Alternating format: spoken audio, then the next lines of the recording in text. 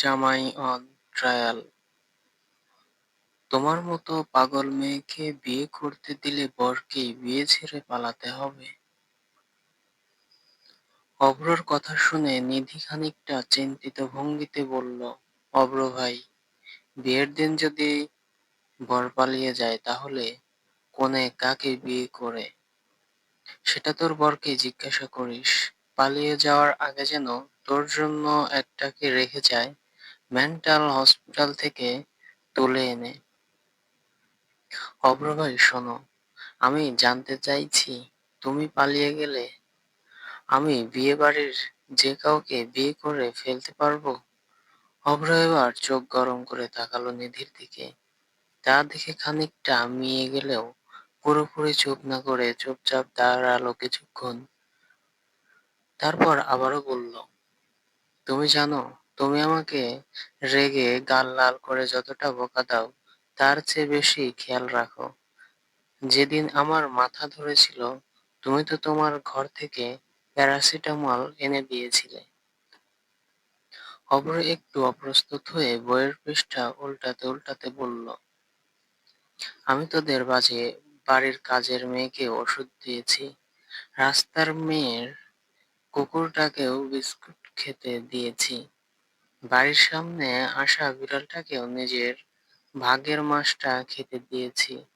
এত ভাবিস না। নিধি গালে হাত দিয়ে চুপচাপ তাকিয়ে রইল অভ্রর দিকে। তার দুষ্টু চোখে হঠাৎ একটুখানি আবেগ খেলা করলো। বলল, তুমি কি জানো, তুমি ছাড়া আমার জীবনে এমন কেউ নেই যে আমাকে সামনে বকা দেয় কিন্তু ভেতরে ভেতরে এভাবে কেয়ার দেয়। অভ্র এবার ধীরে ধীরে হাসলো। বলল, কেয়ারের চাইতে তোর পড়ার দরকার বেশি। এখন বই খোল, না হলে তোর বিয়েতে অঙ্কের বই উপহার দেব, আর রোজ রোজ পড়াতে হাজির হয়ে যাব তোর শ্বশুর বাড়িতে। নিধি ঠোঁট উল্টে হেসে উঠে দাঁড়ালো। পা দোলাতে দোলাতে বলল, আচ্ছা ঠিক আছে, তবে একটা কথা বলো। আবার কি? আমি যদি তোমার বউ হতাম, তুমি কি আমাকে ভালোবাসতে? অপূর্ব থমকে গেল। তার চোখ দুটো নিধির দিকে, কিন্তু মুখে তেমন কোনো ভাবভঙ্গির প্রকাশ নেই। তুমি তুই তো আগেই বললি আমি তোর কাজিন, তাই তোকে ভালোবাসার সুযোগও নেই। পর নিধি হালকা হাসলো, বলল, ঠিক বলেছ, বিয়েটা শুধু একবার করে নিতে দাও, সবার আগে তোমার হাত থেকে মুক্তি পাবো। অভ্র এবার আর কিছু বলল না, কেবল বইয়ের পাতায় তাকিয়ে চুপচাপ একটা ফিকে হাসি দিল। বেশ কাঠখড় পুড়িয়ে নিধিকে বেশ কয়েকটা অঙ্ক করাতে সক্ষম হয়েছে অভ্র। আকাশেও তখন আঁধার নেমে এসেছে। রক্তিমা আলোয় বিশেষ কিছু আর দেখা যাচ্ছে না বলে আপাতত রেহাই পেল নিধি। হাত পা ছড়িয়ে শটান শুয়ে পড়ল সে খোলা ছাদের মেঝেতে। অতঃপর ভাবুক কণ্ঠে বলল, আমার হবু বরটা এখন কি করছে বলতো অভ্র ভাই? হয়তো তোর মতো মেন্টালকে সামলানোর ট্রায়াল দিচ্ছে, দেখ। আচ্ছা অভ্র ভাই শোনো না, আমার বাবুরা তোমাকে মামা না ডেকে আঙ্কেল ডাকলে তুমি কি রাগ করবে? আব্বু ডাকবে। তুই না বললি তোর পেটে আমার বাবুরা আছে? নিধি তৎক্ষণাৎ উঠে দাঁড়ালো। অতঃপর ভোঁদড় দিয়ে সিঁড়ি বেয়ে নিচে নামতে নামতে উচ্চ কণ্ঠে বলে ওঠে, আম্মু, আব্বু, ভাইয়া শুনছো?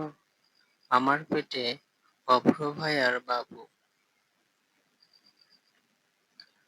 অভ্র চোখ বড় করে তাকায় নিধির যাওয়ার দিকে। অতঃপর কপাল চাপড়ে নিজেকেই গালি দেয় দুই চারটা। ছুটির দিনে চায়ের আসর জমেছে নিধিদের বাড়িতে। নাইমা আর কাউসার সাহেব উপস্থিত ছিলেন সেখানে। নানান কথাবার্তা আর হাসি ঠাট্টায় মশগুল বসার ঘর। ঠিক তখনই আনসার সাহেব গলা ছেড়ে বলে উঠলেন, আমি যদি সময় মতো চা না পাই তাহলে এই সংসার ছেড়ে চলে যাব গিন্নি। বুড়ো বয়সে আসছে ঢং করতে। এই, তুমি সংসার আমার সাথে করো নাকি চায়ের সাথে, বলো তো। কোমরে হাত রেখে ঝগড়াটে ভঙ্গিতে নাইমার বলা কথায় বসার ঘরের সকলে মিটিমিটি হাসতে থাকে।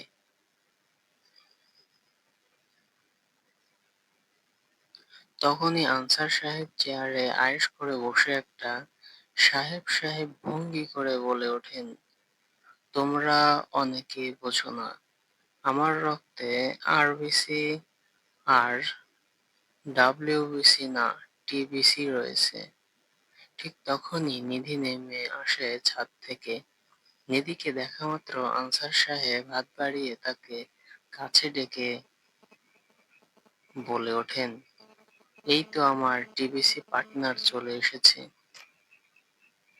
সকলের উৎসুক দৃষ্টি যখন তাদের দিকে, নিধি তখনই হাসি হাসি মুখ করে আনসার সাহেবের কাঁধে হাত রেখে রাজকীয় ভঙ্গিতে বলে ওঠেন, আমাদের ব্যাপার স্যাপার কেউ বুঝবে না চাচ্চ, আমরা ইউনিক। বিটিসি মানে হলো টি ব্লাড কল। সকলে একজোট হয়ে উচ্চস্বরে হেসে উঠল। নিধি ভ্রু কুঁচকে সকলের দিকে তাকায়, অতঃপর আনসার সাহেবের দিকে তাকিয়ে কাহিনী বোঝার চেষ্টা করলে সেও দুই কাঁধ উঁচিয়ে জানায়, তাদের এমন হাসাহাসির কারণ জানা নেই তার।